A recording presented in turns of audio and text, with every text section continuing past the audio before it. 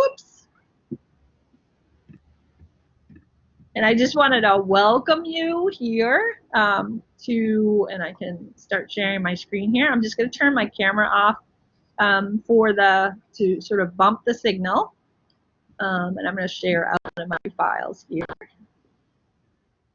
There we go. Excellent. So everybody can see that. Keys to creating and using rubrics. Excellent. So that's what we're going to be talking about today. Also joining me today is Karen Grissom. So she will be able to show you some of the ways that Karen also uses rubrics in her courses. So we have a bunch of examples to show you to get things started. So what we'd like to talk about today, of course, is rubrics. Why use rubrics? And so we have a couple of reasons why that we use rubrics within a course or a program. And that is about consistency. So I've talked about this in a couple of the other webinars. Consistency is one of the most important things you can do week to week in your course. And providing rubrics for each of your assignments, discussions, and assessments really helps students understand. It sets their expectations. It reduces your workload for grading, for sure. Students become more aware of how they are learning, like how they are growing. And it improves their work all overall. So you sort of are setting a bar for them to do more than, right? So they understand where that bar is. It also reduces the questions like, I don't understand what you're asking. I don't know what I'm doing. I don't know how you graded this. I don't understand this grade. All that starts to trickle away once you start using rubrics or checklists, and of course we're going to talk about checklists too. Ways to use a rubric. So not only is there the traditional way to use a rubric, but there's a couple of other ways you can use the rubric, and that's the key, right? Is making the tool, the rubric tool, part of your entire course so that students consistently go and look at them. So if you only have one rubric in your course for the project or one rubric for discussions, you're sort of losing out on that consistency of setting expectations and setting that bar. So by using it throughout the course, you can set their expectations. Think about using a rubric just for peer feedback, right? It doesn't have to be an elaborate giant rubric. You can just use the rubric format to convey to students how to go about peer feedback.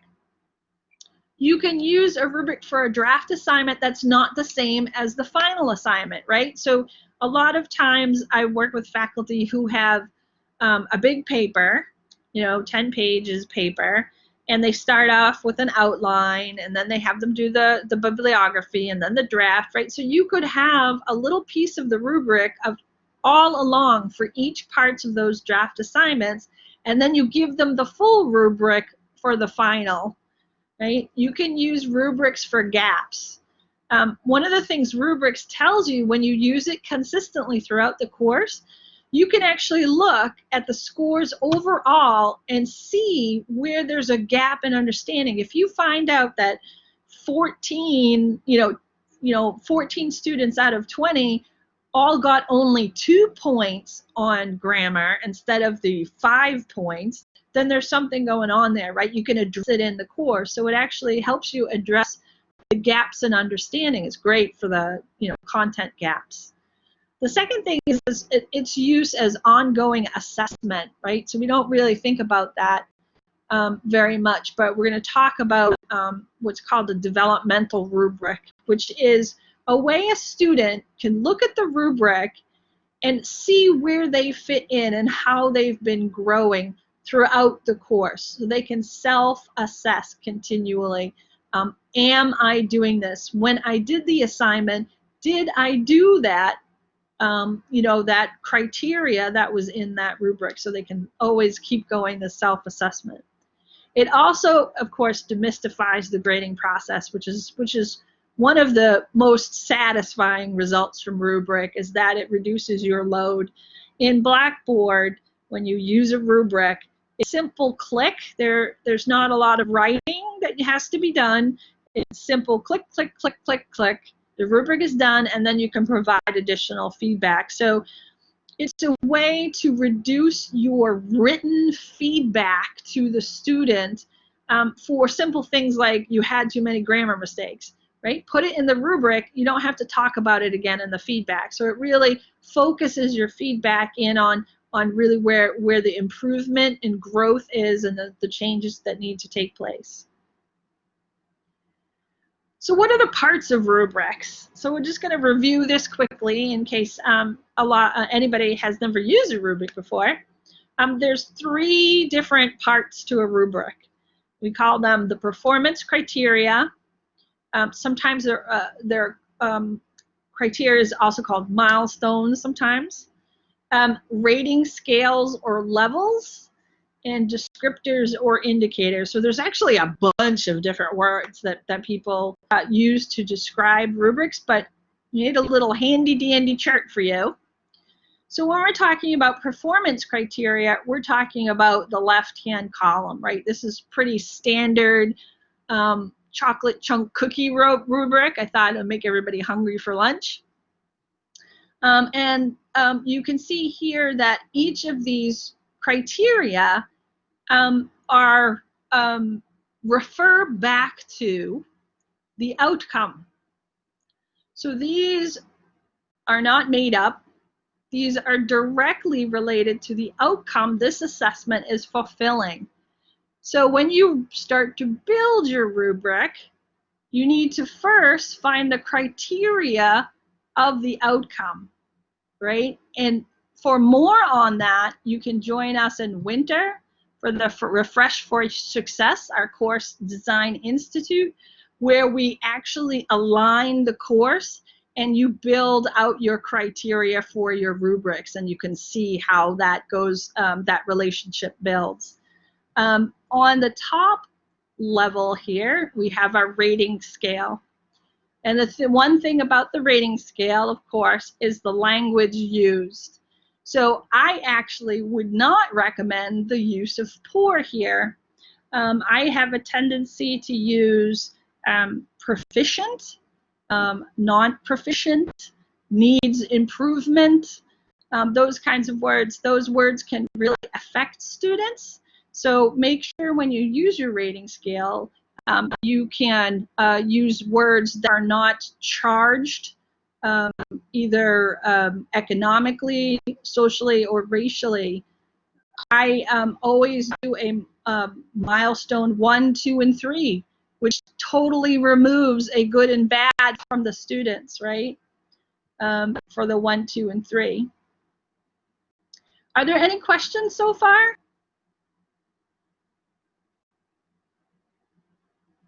You can yep, go ahead.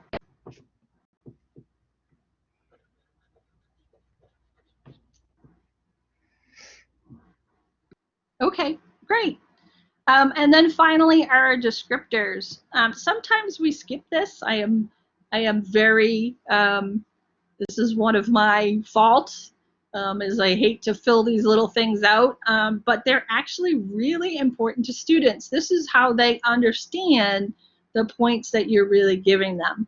So the descriptors will be built out in levels, as you can see, with some sort of milestone stage. So, you know, here we have a great cookie, here we have some crumbs, and then here we have a terribly dry cookie that we're all going to need milk for. So you can set those expectations for students. Now we have some types of rubrics. So there are 3 types of rubrics. We actually usually use only analytic rubrics. So we're going to introduce a couple of different rubrics for you. They mostly work the same way, but they have a little bit of differences. So for the analytic rubric, this is our traditional grid rubric. This rubric I showed you back here is an analytic rubric where we have the criteria on the left and the scale on the top. And the analytic rubrics are really good for any kind of daily tasks, weekly assessments, any kind of project assessments, any kind of final papers, all that kind of stuff. We can use analytic rubrics. It's our best friend. And I had another advantages and disadvantages, so you can really understand why we use this analytic rubric all the time, which is one, it really shows the weaknesses and strengths where the student needs to do work. You can weigh it differently. So you can weigh each criteria the same, or you can weigh each criteria differently or proportionally depending upon the criteria. So you could give grammar a lot less weight than you would give critical thinking or innovation or maybe even academic writing or theme within your rubric. Disadvantages is it takes a lot of times to fill out those descriptors, and it using each point of the criteria, sometimes you have to really define those descriptors really well in a way that if you handed the rubric to anybody, everybody would grade the same way, right? So sometimes it's very difficult to get everybody on set.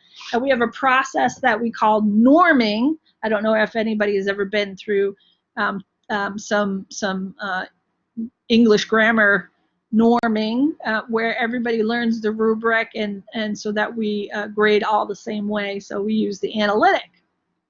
What does that look like? This one is a bed and breakfast analytic rubric. I got this for cultofpedagogy.com, I believe. If you haven't in the Cult of Pedagogy blog, it's a really nice blog for all kinds of instructors and teachers. It has great resources, highly recommended, and it's the Cult of Pedagogy. And it comes right up if you Google it, so there's only one. And you can see here that there is a lot in these descriptors, and you can see how the levels, they're trying to eliminate that wording, watching poor or underdeveloped or that kind of language, right? So beginning, developing, accomplished, exemplary. So you got to think about those. And we know from research, from implicit bias, we do an implicit bias webinar later on in the fall probably, that this is one of the biggest indicators in a course to a student that there is bias in a course against students who are underserved by these wording in here. So you got to be really careful with your bias. The second type of rubric is called the developmental rubric. And this one we don't use very often, but it's actually used a lot in anything with psychomotor skills like nursing or art, music, but we can also use it when we talk about attitudinal or behavioral changes. We call those affective changes in students. So if you're looking for an attitude change, it's the rubric for you. So it's looking for to evaluate milestones, right?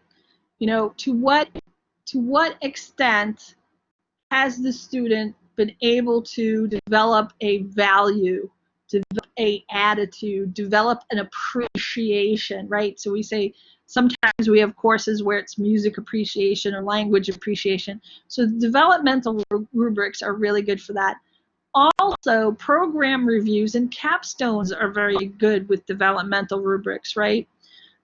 If you're doing a program self-study, you can use developmental rubrics to figure out whether your freshmen are actually moved to a sophomore level, right, in your program, you know, if those students have actually mastered the outcome that are listed in your program, right? So you can use developmental developmental rubrics for that. Sorry. Advantages. It's very useful to determine the level of development rather than the quality. So you're not talking about the quality of the product. You're not calling the quality of the paper. You're talking about the student's development overall. You know, have they improved their theme writing? Have they improved their grammar? Have they improved their academic writing skills, their formal analysis, their critique? You know, how have they improved those? So you're not really interested in the, you know, grading the final product. You're interested in grading their ability to achieve more as the course goes on. It's also good when there's no expectation that the student should develop a skill, right? So you can measure attitude changes, right? That's what we talk about, attitude changes towards something. So it might be really helpful for a course that talks about, you know, systemic racism, that you know, you could use a developmental rubrics to talk about, you know, cultural literacy. Or informational literacy for those 4 students. The disadvantage is they are very conceptual. They're not as easy to design, and it really takes time to look at where the students start and where the students end, and figuring out exactly when they should be crossing those thresholds. So there's a lot of work to be done there, but they're lovely rubrics. And I have one of this here is a developmental rubric. Again, I'm not really loving this unsatisfactory, but at least the others are proficient or above benchmark. So that's what we're looking for, right? And this one is about, it's a kindergarten developmental rubric about gross motor skills for students. So, you know, for us, it would be things like nursing who might use them, or art for painting skills or posture.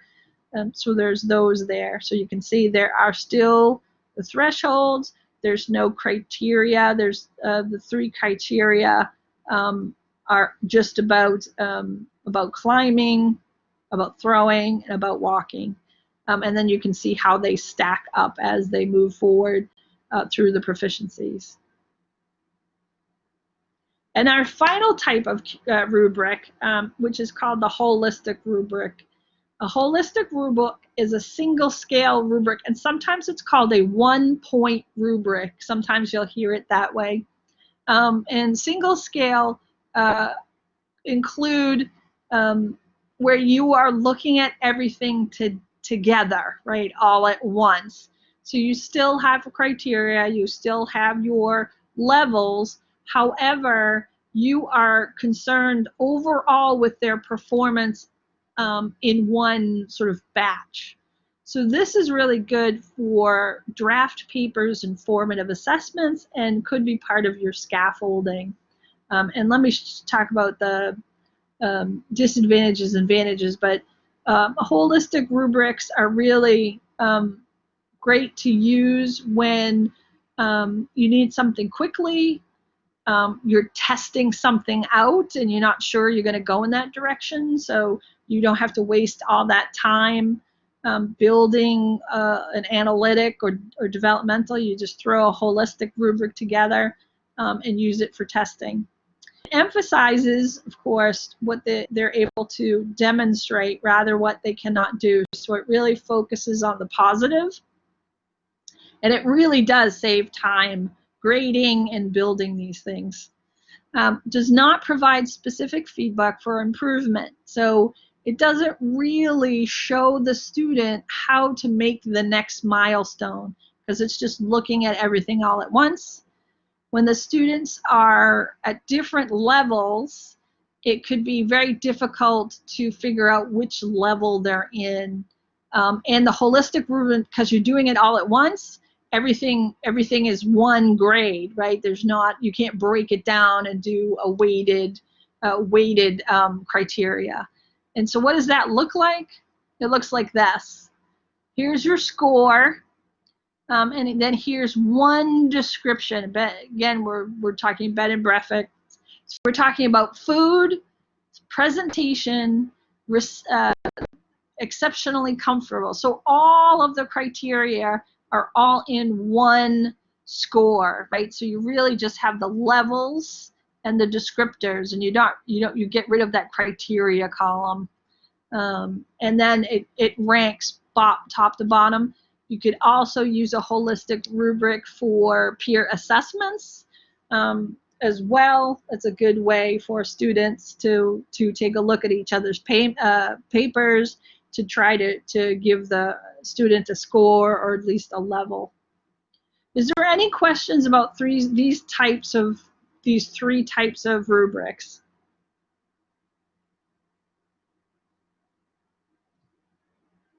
And you can either type in the chat or you can just hit your mic. I'm good for now. Excellent.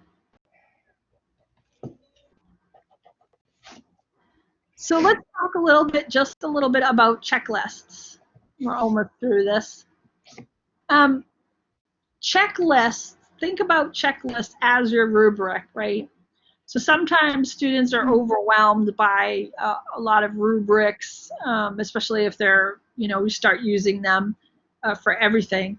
So you can actually use checklists for some things. And it's a simple, straight list with little check boxes that the student can walk through before they submit their assessment to you. It's a really simple way for you to grade them, right? All you want them to do, if they do all the checked boxes, then they're good. They got an A, right, as you go through. The grading is very clear to the students because you're going to give them a graded checklist back. So they're going to look and see what's checked and checked not. We use this throughout K-12. So everybody is, getting a checklist back from one of their teachers with needs improvement or things are missing, right? Very, very quick. Checklists are less arbitrary grading decisions because it's either there or not, right? You either make the check or you don't make the check. So there's not a lot of talk about milestones and everything. And it has a potential to raise the rigor of student performance because once they do the checklist, they actually go on to do more than the checklist, right? So sometimes with the rubric, there are students that the rubric is a little overwhelming. And so having the checklist helps them sort of decipher exactly what needs to be done step by step.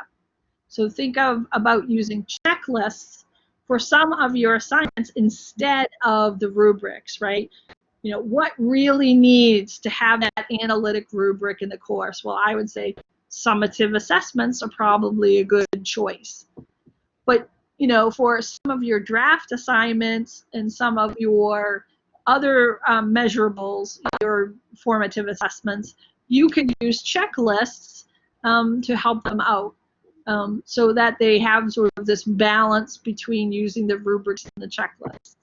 And as long as you're consistent, they'll be able to understand what's going on. So we want to talk about how do you do your rubrics, right? How do you make your rubrics going forward? And today we have Karen Griscom here with us. And Karen, I have uploaded the file for you to share. I can share it for you, and if you'd like. Sure. I also, I made some slides, and I also was thinking it might be helpful for people to actually see pages in my course Blackboard, because I know that a lot of people probably use rubrics in face-to-face courses. The challenge, I think, is moving it to Blackboard. And so can I switch back and forth between the slides and my browser mesh? Yeah, you should be able to. There's two ways to do that. One Okay. is to share your entire screen and then just have the PDF open with Blackboard, and then you can just switch back and forth. The second way Okay. is that you can go into the shared file, Hmm. share your file talk, stop it, and then share the application. So either way will work.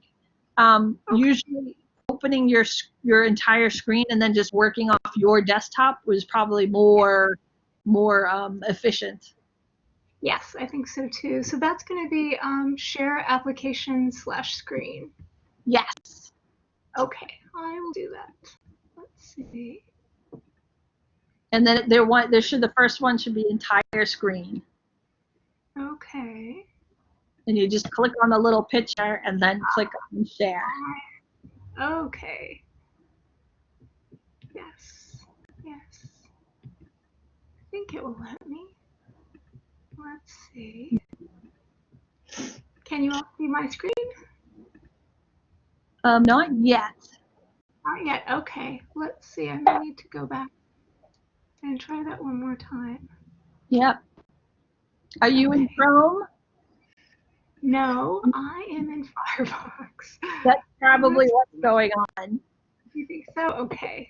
So if you want, you can drop off, come back in Okay. Chrome, and I will keep chatting because everybody knows I am a blabber. That's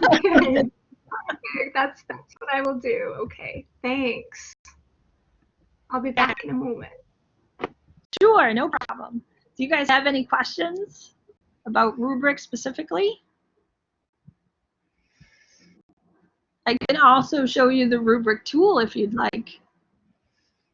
Mish, I just wanted to say I appreciate your talking about the criteria because, you know, that's something that I don't think as faculty we've looked at so much in the messages or implicit bias that you said, you know, students get. So what are some kind of qualifiers that you think, you know, work best in terms of the rubric and, you know, that are respectful?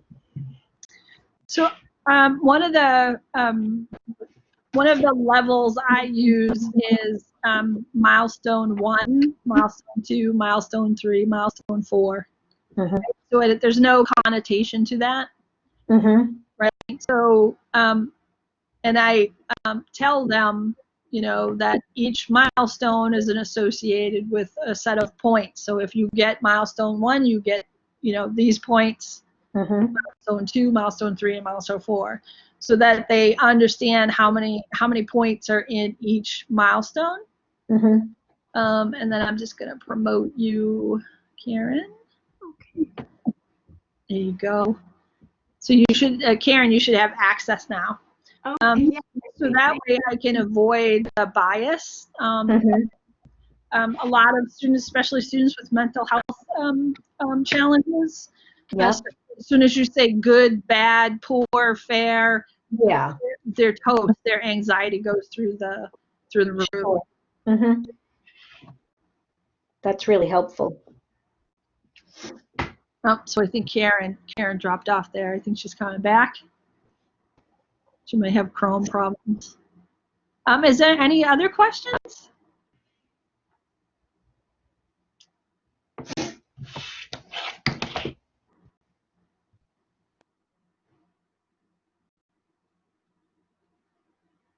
So let me share out with you the rubrics.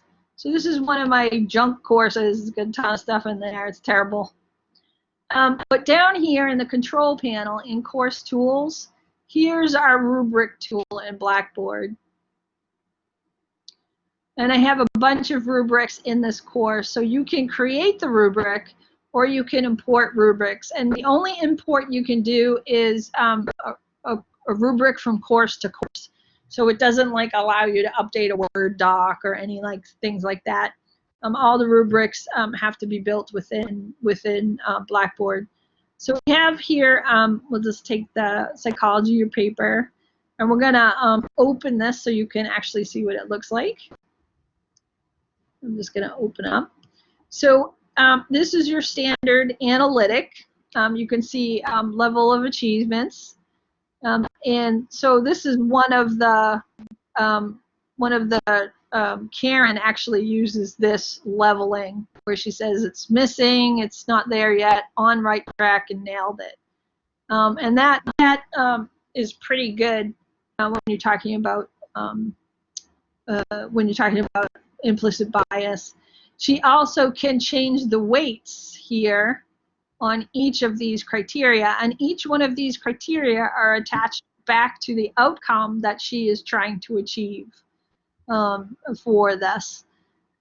Then you can see she has the descriptors in each one, and she has, I'm just gonna stop sharing and see. Anne? Yeah, we can't see the rubric screen. We can see the original where you create, but we can't see the tab that you opened after that. Sorry. That's okay. It's collaborate. It's not you. Collaborate. There you go. Can you see it now? Yes. Yes. Yes. So here you have your name. You can put a descriptor in, your levels and criteria, and then again, here's your descriptors. And so she is used a percentage instead of score across each of these descriptors. So you have a choice. You could either do score or percentage. Students do understand percentage better than they understand score.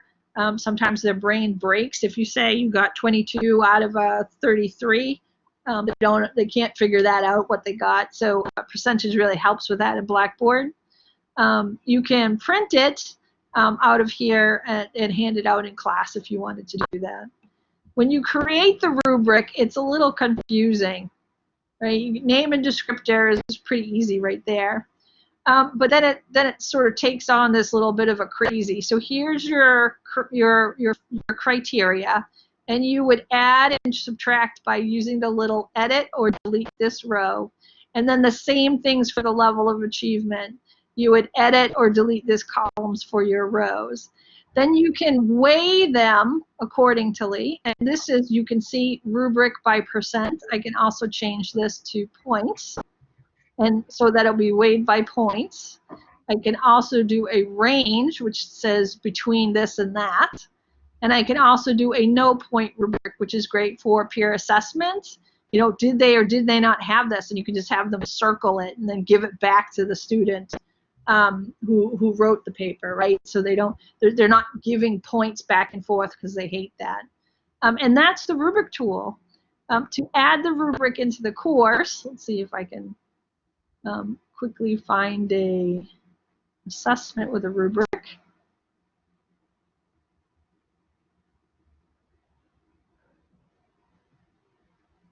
And here's okay, here's one here. If I edit the discussion, and any time when you edit, you get this, big text editor for the, oh, this is just the link, that's why. I'm going to sorry, let me go into the discussions. Where are the discussions? There they are. There we go. So in critical question, we'll go and edit. So here you have the assessment, and then you have the settings. And so every assessment has this, associate a rubric, where you can add the rubric to the assessment. So you have the discussion board, and then you can determine whether or not the students actually see the rubric or the rubric is just for your grading, right? So you can determine that. And I can simply just add, select the rubric, create a new one, or I can just hit the X and that will remove the rubric from each of the assessments. So once you have your rubric set up in Blackboard, they become very easy to share between your courses, right? So if you're teaching 4 or 5 sections of English 10-10, you can share your rubrics between those courses. You only have to build them once and then add them to each of those courses, or it becomes much easier. Hi, Karen. How you doing? Hi, I'm back. Sorry about that. You want to whirl? Yes, yeah, absolutely. That was really helpful to see you in the rubric tool. I remember that was the hardest thing, was creating the rubric and kind of navigating it and figuring out how I wanted it to look. Yeah, the rubric is one of those tools that is sort of still left over from previous versions of Blackboard that they haven't updated yet. So it's still really clunky. I see. Yeah, it's been really, really helpful though, I have to say. So I don't think if I can share my screen at this point still. So Yep, let me promote you. oh, You're okay. good. Okay, great. Here I am. Okay, entire screen. Yeah, still not. It should be able to go to share content. You should have that box and arrow down at the bottom. Share application screen. I see a different screen. It says entire screen, and then there's a button to click. Yes. That's exactly what you want. All you have to do is click once on the photo window. Got it. It'll outline in blue, and that share button is blue. There we go. Wow. Okay. Fabulous. And then you just need to switch your screen. Yeah, there you go. Okay. All right. So, you know what I'm just thinking now? Okay, here. So, all right, look. Here we go. Okay, so what I thought I would do actually is I'm going to scroll back up to the top of the page, and I actually made a little screencast that I'm happy to send everybody that kind of goes through what I'm about to say. But I just wanted to show that I'm talking about a rubric I use for a literature course for discussion, and a couple of things that I do to kind of get them ready for this discussion assignment is give them really detailed instructions. I make a little screencast to kind of go through the assignment because it's a new assignment. I color code because there are two parts. I color code. I want them to respond and I want them to reply. And then I make a little folder that has the instructions, a little bit more instruction, some models from previous classes, and then I actually created the rubric again in a doc so that they could see it. I feel like having them be able to see the rubric, not just click on the little tool, is helpful. So there that is. And then the other thing I wanted to show you is what it looks like when you're actually grading. So this is a discussion assignment, and a couple of important things I would say is when you get to needs grading, it opens up in this window, and I've already added the rubric to the discussion assignment, and I want to make sure that when I'm grading that I select show descriptions and show feedback. And so I'll take a look at Julio's post and see what he's done, and then I can open up that rubric and just kind of go through and read it to myself again, even though I know I sometimes get confused now. Is that what I deemed proficient or just competent and needs improvement? And so this helps me, again, as you were saying, Mish, just to make sure that I'm grading consistently and fairly. And so that particular element got competent. And then what I really like is I can give them some specific feedback. And for the discussion assignment, I really want to see them developing over the course of the semester by using the rubric for self-assessment and also by reading my feedback to them. So I spend a little bit more time with this assignment giving feedback. But in some cases, I may just check the box, and just say good work with this piece. And then once I've completed that, I can copy all the comments if I want to over into a general feedback, save the rubric, and processing. Here it is. Okay. And then I can see it, and I see the score there, and click submit. And then students can see that in the left menu under my tab, my scores or my grades too. So that was, I think, one of the things I wanted to make sure that I showed you. And the other thing is, I'll just run through a few of these slides. Do we have until, I know you want to save time for questions, but I'll go through a few of these just to kind of show you what I'm thinking. So these are things that Mish already said. So why rubrics? I find that they've been really, really helpful. For this course, again, students have a lot of low-stake assignments, but this is their more formal assignment, and I want to see them developing over the course of the semester. So I think this is an important slide. How do I move from the assignment to the rubric? And you talked about this too, Mish. What do I want students to learn how to do? So for this assignment, I want them to show that they've done close reading of the text.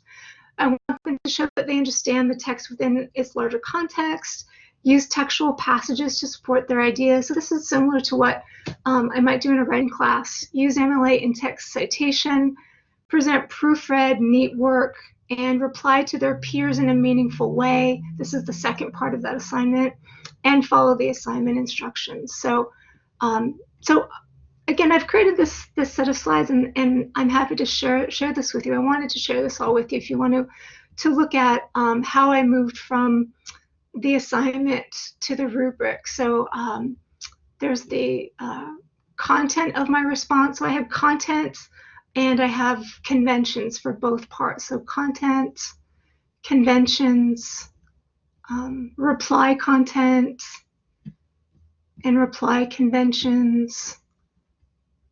And then how I create it is to weight those assignment expectations. For this assignment, I want students' own responses to get more weight than their peer responses.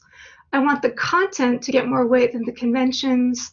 And so 3, 2, 1 in order of excellence. And so I asked myself, well, what factors make the content and the conventions? And then begin with that, and then maybe delete things. Like it may or may not contain MLA's in-text citation, right?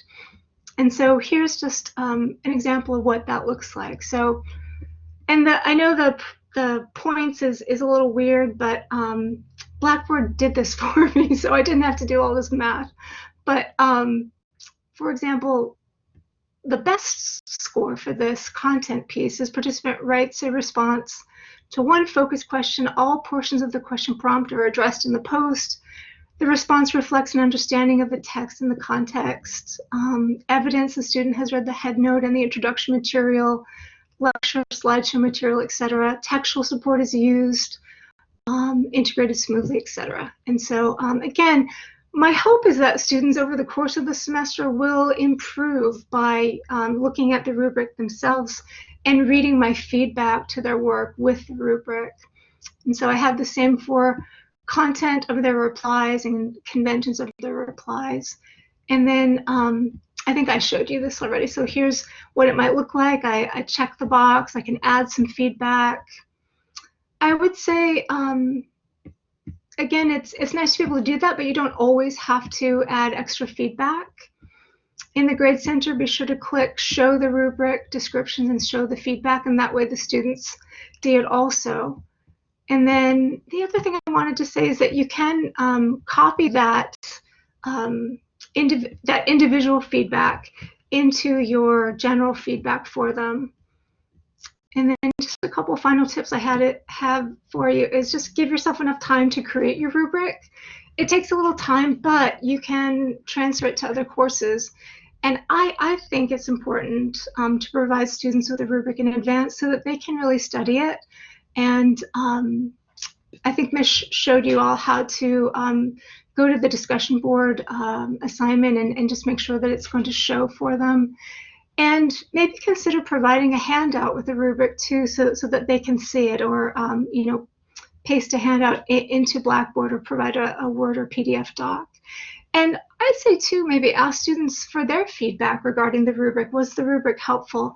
I think overwhelmingly students in my class have liked having the rubric and have appreciated the feedback that I've given them. So I think that's it. Fabulous. Excellent. Does anybody have any questions for Karen?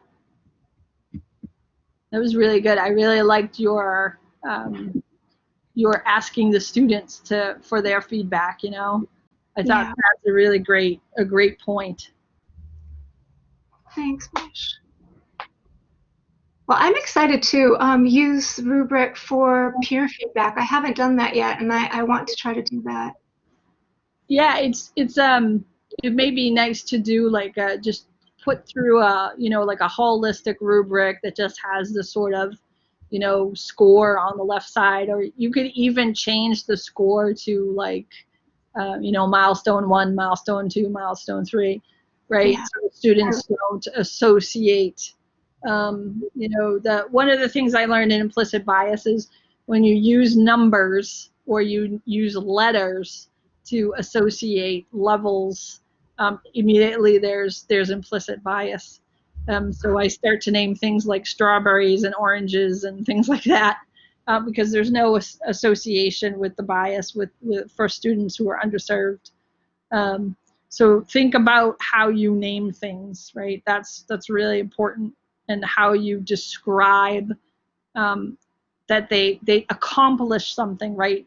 So we when you build your descriptors, it's always, don't try to say lacked this, lacked this, right? Say it had this, it had this, it had this, so that you're always building in a positive direction for students. Any questions at all? Is everybody asleep? Nope, this was really helpful. Yeah, it was really helpful that to see it working, because I used rubrics because we were thrust into Blackboard, and I used my rubrics and just pasted them in and didn't use them in Blackboard. So now that I see how it works, I hope to use them in Blackboard, with Blackboard in my assignments. That was great. Excellent. Karen just posted her screencast right in the chat for us. I think that's fantastic. We can also send you both, everybody here, the recording, a link to the recording, and then also Karen and I can send our shared files too, so you'll have them. And yeah, I think that's a great point, Renee. I'm glad you were able to join us. I also love the term content and convention. I think that's really a great way to break up how you are scoring students on different criteria from different perspectives. I really like how you did that too. Anybody else? I'm going to be working on translating some of my face-to-face rubrics for my writing classes over this next week. And so if anybody is interested or wants me to share that with them, I'm really happy to do that, because it is a little bit of work and a little bit of thinking about translating it into Blackboard. So just send me an email if you want any of my materials. I'm happy to share.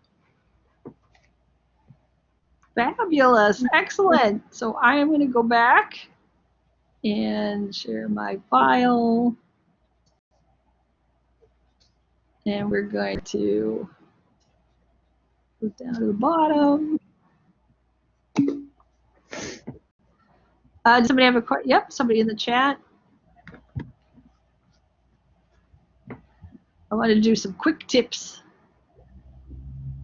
Excellent. So here's just some general tips that we talked about. Measure what's important, right? Not the kitchen sink. Sometimes we have a tendency to add criteria in there that really doesn't need to be in there.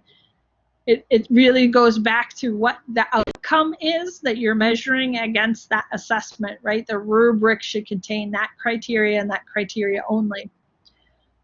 Don't overwhelm students with the sheer number of criteria, right? Try to keep it as organized, or break down the assignment into different parts.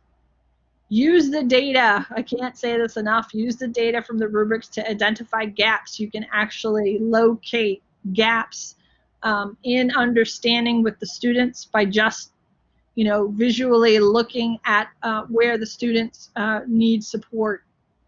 Weigh the criteria appropriately. make sure that grammar and spelling are appropriately weighted against more of the higher level skills like critical thinking. Be careful with your deficiency language we talked about, and also provide models and examples. So sometimes it's not enough just to provide a rubric or a checklist, or a rubric and a checklist. You also need to provide a model, sort of a good example and a not proficient example. So proficient and non-proficient examples for students to really understand what you're talking about. And that was part also, if you were here for the our writing clear instructions webinar last week, we also talked about providing models and examples for students that were proficient and not proficient. And again, any questions at all about rubrics? Do you want to look at anything again? We have like 3 minutes. And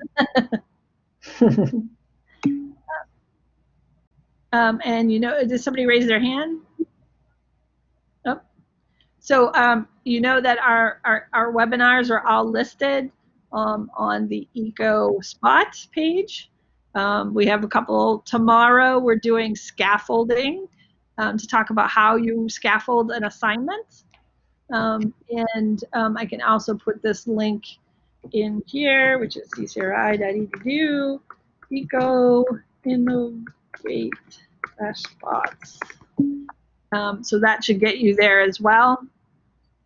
You can always contact us if you're looking for. I'm not sure why I'm not sure why the Innovate EQ is there, but if you're looking for other things going on, you can check out these pages, our ECO pages, for what's happening.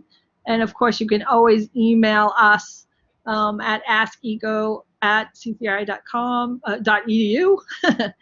I'd really like to thank Karen for all her help in showing us what she does in her course. The video is recorded, and we'll be posting the recording on the Spot website, and I'll probably drop an email to everybody who's here, so that you can actually have the files as well. Any last questions that we can help you with?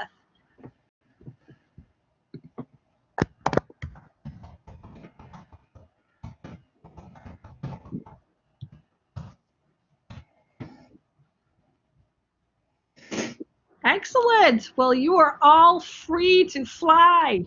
Fly, be free. Thanks,